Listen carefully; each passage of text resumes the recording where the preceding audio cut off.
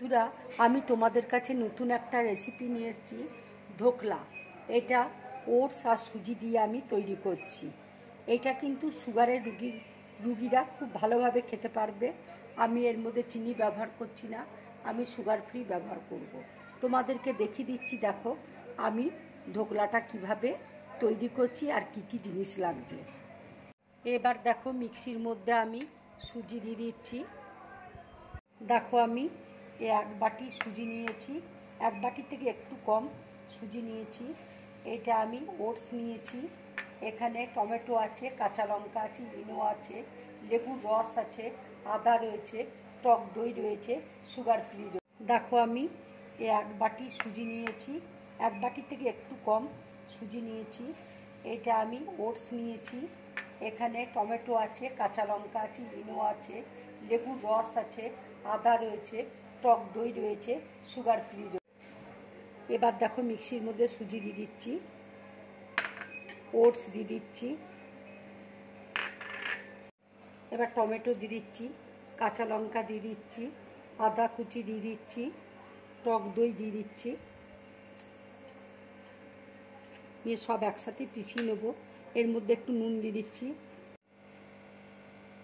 একটু আন্দাজ মতো দেখো নুন দিয়ে দিলাম আমি, একটু লেবুর রস দিয়ে দিচ্ছি, দিয়ে ভালো করে পিষিয়ে নেব। দেখো মিক্সিতে বাটা হয়ে গেছে, দেখো ব্যাটারটা কত সুন্দর স্মুথ হয়েছে।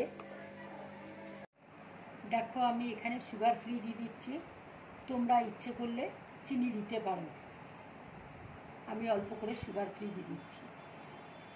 এই ব্যাটারটা আমি এবার 5 মিনিটের জন্য ঢাকা দিয়ে রেখে দেবো।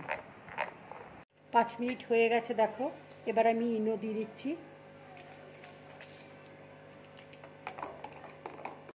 দেখো ব্যাটারটা কত ফুলে উঠেছে।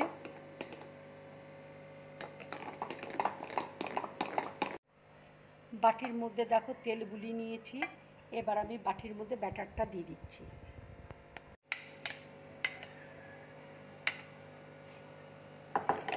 এটা দেখো ফুটছে, এবার আমি বাটিটা বসিয়ে দিচ্ছি। এটা 15 মিনিটের জন্য আমি ঢাকা দিয়ে দেবো। 15 মিনিট দেখো হয়ে গেছে, এবার আমি ঢাকাটা খুলছি।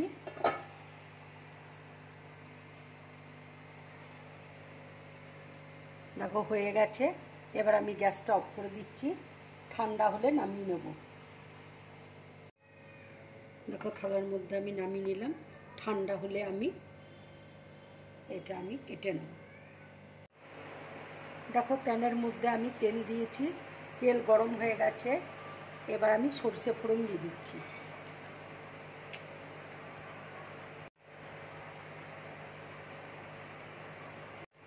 এবার দেখো আমি কাঁচা লঙ্কা দিয়ে দিচ্ছি,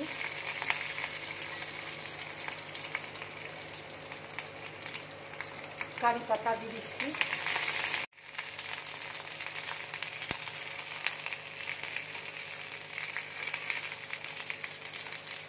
দেখো জলের মধ্যে আমি সুগার ফ্রি গুলে নিয়েছি, এবার আমি সুগার ফ্রিটা দিয়ে দিচ্ছি। এবার দেখো আমি গ্যাসটা অফ করে দিচ্ছি। এবার দেখো ছুরি দিয়ে আমি আস্তে আস্তে কেটে নিচ্ছি। দেখো কাটা হয়ে গেছে, এবার আমি উবুর করে নিচ্ছি।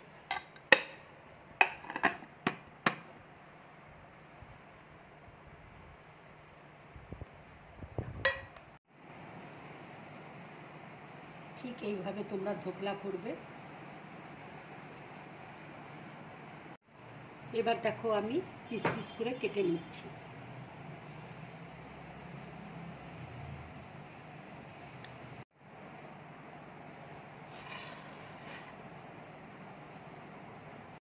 উপর দিয়ে দেখো এবার আমি কারি পাতা,